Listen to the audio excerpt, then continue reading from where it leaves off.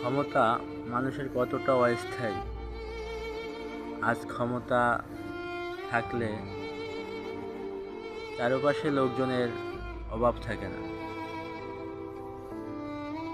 আর ক্ষমতা ছাড়ার 1 মিনিট না বেরোতেই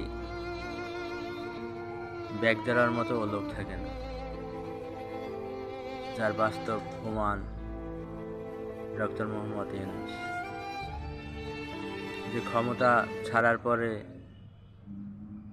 ব্যাগ দেওয়ার মতো একটা লোক ছিল না।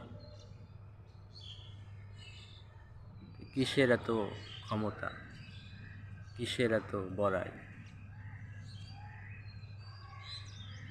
ছাড়ার পরেই আর কেউই খবর নেয় না। ক্ষমতা ছাড়ার পরে কেউই আর পাশে থাকে না।